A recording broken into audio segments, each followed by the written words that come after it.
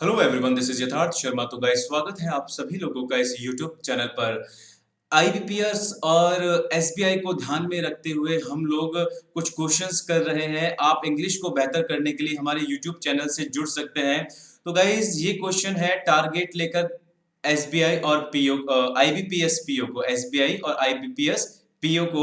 जरा देखिए, यहाँ पर सेंटेंस है द एडमिन, जो एडमिन है हैज टेकन, वो ले चुका है, द स्टेप्स, वो स्टेप्स ले चुका है, किसके लिए, टू, और फिल इन द ब्लैंक्स है फिर उसके बाद में the education system of state. मतलब अब एडमिन जो है वो इस स्टेट के एजुकेशन सिस्टम को सुधारने के लिए और बेहतर बनाने के लिए उसने अब स्टेप ले लिए हैं।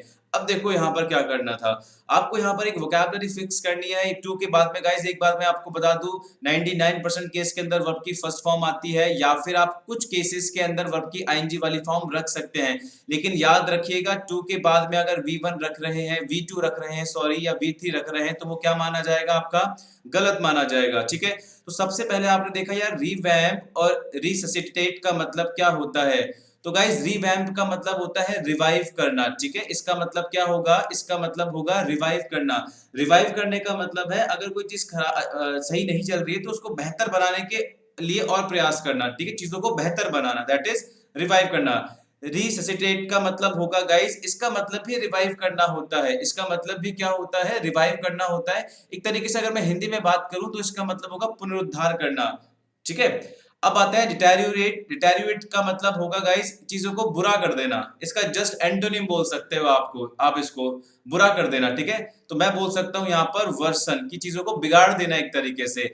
इनवाइग्रेट का मतलब, देखो वाइगर का मतलब क्या होता है, एनर्जी होता है। इनवाइग्रेट का मतलब कि दोबारा से एनर्जेटिक बना देना किसी पर्सन को। मान लो अभी फिलहाल एकदम ढीले हैं, एकदम एनर्जी लॉस है, और थोड़ी सी हम लोगों ने कुछ एक्सरसाइज, खाना पीना अच्छा किया, तो इनवाइग्रेट हो जाएंगे, दोबारा से बॉडी के अंदर एनर्जी आ जाएगी। ठीक है, तो इनवाइग्रेट का मतलब भी क्लियर है।